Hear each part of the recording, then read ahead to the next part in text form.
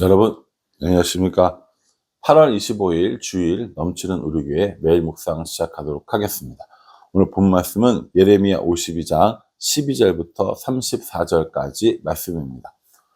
유다가 멸망했죠. 그래서 어제 본문에 보면 이 시드기야가 잡혀가고 눈이 뽑히게 되고 이런 일들이 있었습니다.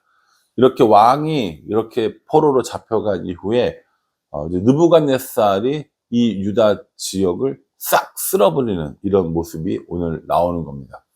이 느부갓네살이라고 하는 이 사람은요, 어, 뭐랄까요, 세계사적으로 보면 이 바벨론 제국의 굉장히 유명한 이 왕입니다. 우리가 이제 바벨론에서 가장 아주 뭐랄까요, 힘센 왕, 강력한 왕, 이렇게 이야기할 때 한 사람으로 꼽는 것이 이 느부갓네살입니다. 네부카드네자르 2세거든요. 네부카드네자르 2세.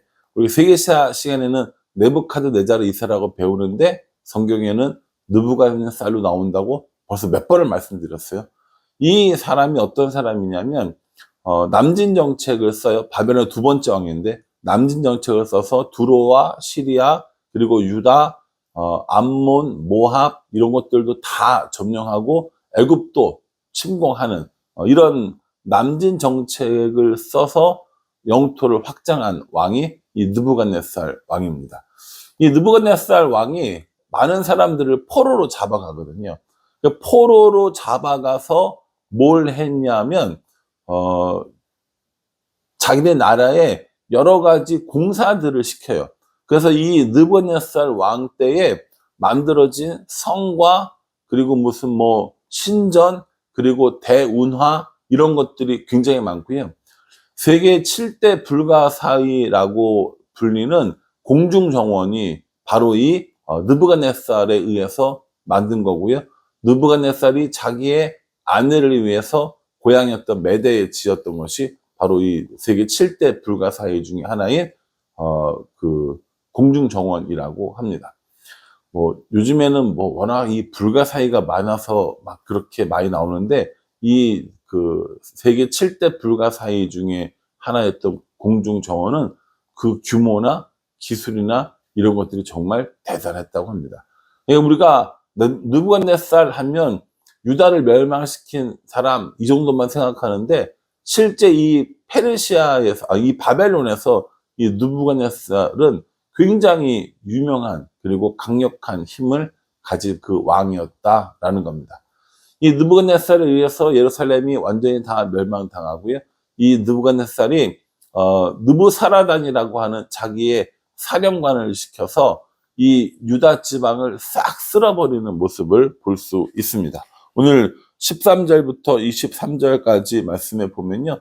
이 느부사라단 사령관이 어떻게 유다 지방을 다 쓸고 갔는가에 대해서 나옵니다. 13절 보십시오. 여호와의 성전과 왕궁을 불사르고 예루살렘의 모든 집과 고관들의 집까지 불살랐으며 이렇게 이야기하는 것이죠. 성전이 무너졌다라는 거예요. 이건 이스라엘 사람들에게는 너무 치명적인 것이죠. 집이 불타고 고관들이 죽고 그걸 그렇다 치지만 예루살렘 성전이 무너졌다라는 것은 노략당했다라고 하는 것은 이스라엘의 완벽한 패배를 의미하는 것입니다.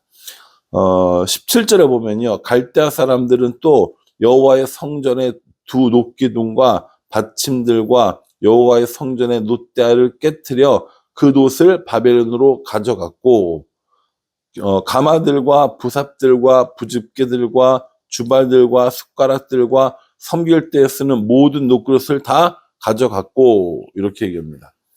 성전에 있었던 모든 기구들을 어떻게 했다는 거예요? 다 갖고 갔다라는 겁니다. 그 놋들을 가지고 가서 뭘 했냐면 자신들의 신전에 두기도 했고 또 녹여가지고 무기로 만들기도 하고 이렇게 했겠죠. 성전도 무너지고 성전에 있는 기구들도 모두 다 빼앗겨 버리는 이런 처참한 상황에 이르게 되었다라는 겁니다. 느부갓네살에 의해서 멸망했고 그 사령관이었던 느부사라단에 의해서 모든 것들을 다 빼앗기는 그런 모습을 보여주고 있습니다. 그렇게 모든 것들을 다 빼앗길 뿐만 아니라 오늘 28절 이하에 보면 느부갓네살이 사로잡아간 백성은 이러하니라. 제7년에 유다인이 3023명이요. 이렇게 얘기하면서 물건만 뺏긴 것이 아니라 사람들도 포로로 끌려가는 모습을 보여줍니다. 느부갓네살 7년에 처음에 왔을 때 3023명. 그 두 번째 느부갓네살 시드기야가 죽을 때 끌려갔던 사람들이 832년, 그리고 23년에 그라데아 총독 때 끌려갔던 사람이 745명, 도합 4,600명이라는 사람들이 끌려갔다라고 얘기합니다. 근데 이게 참 재밌는 게요. 포로로 끌려갔다가 돌아온 사람은 몇 명이냐면 4만 명이 넘어요. 4만 명이 넘는 사람들이 돌아왔어요. 그럼 그동안 애를 많이 낳았을 수도 있지 않습니까? 아니죠. 바벨론에 있었던 기간은 70년입니다. 4,600명이 70년 동안 10배로 뻥튀길 수는 없는 거잖아요. 그래서 뭐라고 얘기했냐면 이 4,600명이라는 사람들은 특정한 이런 어떤 그 계층의 사람들일 것이다 라고 얘기합니다. 예를 들어서요, 왕족이나 무슨 뭐 지식인 혹은 기술자 이런 사람들만 인원을 세서 그 사람들이 4,600명이지 않을까라고 얘기하는 거죠. 어쨌든 포로로 세 차례 끌려가게 되면서 많은 사람들이 바벨론으로 이주하게 되었고, 이주하면서 그곳에서 노예 생활하면서 여러 건축에 동원됐다라는 이야기입니다. 이렇게 유다가 완전히 멸망하고 끝날 것 같았는데 31절에 보면 유다 왕 여호야긴이 사로잡혀 간 지 37년 곧 바벨론의 에윌 무로닥 왕의 즉위 원년 12째 달 25째 날 그가 유다의 여호야긴 왕의 머리를 들어주고 감옥에서 풀어 주었더라 라고 이렇게 얘기합니다. 느부갓네살의 통치가 끝나고 그 아들이 왕이 됩니다. 이 아들의 왕의 이름이 에윌 무로닥이거든요.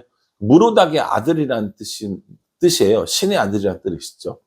그 에윌 무로닥이 왕이 돼서 그 왕이 된 그 해에 여호야긴을 풀어줍니다. 그리고 왕과 함께 지낼 수 있도록 또 먹는 것과 이런 것들을 다 이렇게 제공해주는 이런 일들이 생기게 되는 것이죠. 이 에윌 무로닥은 결국에 2년 뒤에 자신의 매부에게 암살을 당합니다. 그럼에도 불구하고 이 여호야긴은 끝까지 계속해서 평안하게 생을 마감하는 것들을 볼 수 있습니다. 오늘 그 매일 묵상의 그 제목이 뭐냐면요, 멸망과 희망인 거예요. 제가 그걸 보고 참 제목 잘 졌네 라고 생각을 했어요.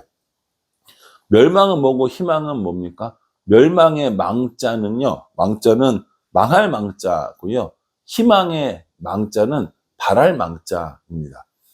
그러니까 멸망은요 다 없어져 버리는 거고요, 희망은 바라는 것들이 생기는 겁니다. 바라는 게 있는 거죠.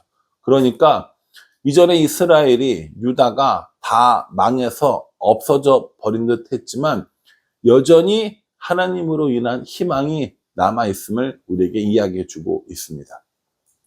선지서를 내내 공부하면서 혹은 묵상하면서 잊지 말아야 할 두 단어가 심판과 구원이라고 얘기했습니다.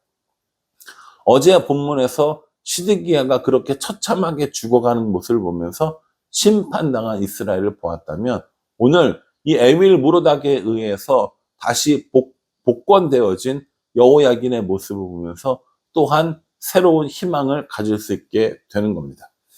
결국 바벨론 포로 생활은 70년으로 끝나게 됩니다. 그 바벨론 포로 시기에 활동했던 선지자들은 다니엘과 에스겔입니다.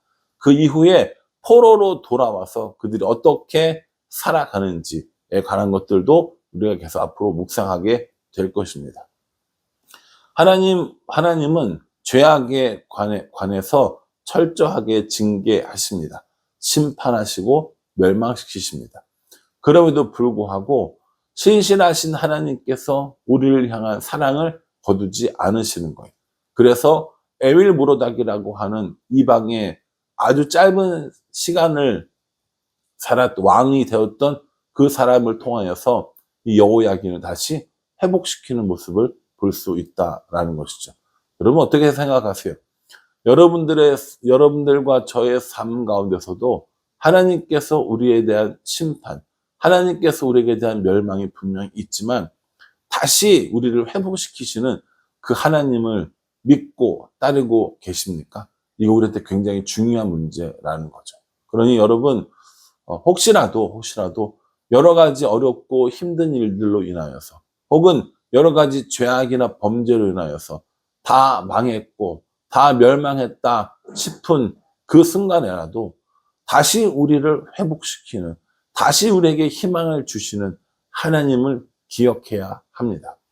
돌아오라고 외치는 거거든요. 그래서 이스라엘 백성들 향해서 선지자들이 그렇게 돌아오라고 얘기하는 거예요. 돌아와야 멸망을 피하고 희망을 가질 수 있기 때문이라는 것이죠. 오늘 예레미야가 오늘 우리에게 멸망의 그리고 그 끝에 다시 희망이 있음을 알려주는 이 말씀을 통해서 저 여러분들도 멸망의 자리, 심판의 자리가 아니라 희망과 소망과 은혜의 자리로 나아갈 수 있었으면 좋겠다라는 생각을 해보게 됩니다.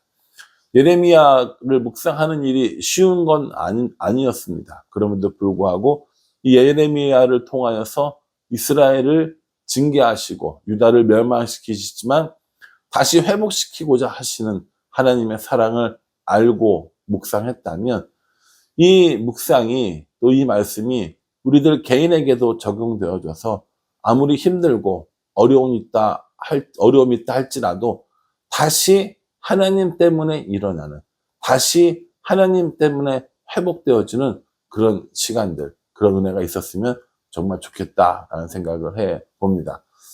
예레미야 이후에 다시 열왕기 하를 보면서 다시 이스라엘 역사를 살펴보는 시간들을 갖게 될 거거든요. 그런 여러분, 이 이스라엘 역사를 통하여서 우리에게 주시고자 하시는 그 말씀을 생각하고 그 말씀을 따르고 바라보는 우리 모두가 될 수 있기를 주님의 이름으로 축복합니다. 기도하겠습니다. 하나님, 멸망한 유다로 끝나는 것이 아니라 그 이후에 다시 희망과 소망과 은혜를 주시는 하나님의 모습을 봅니다.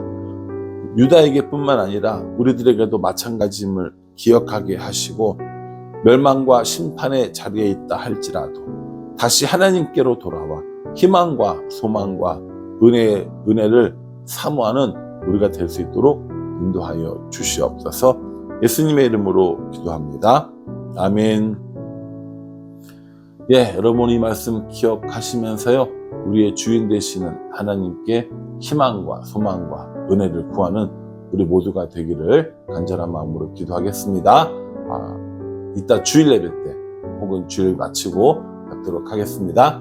감사합니다.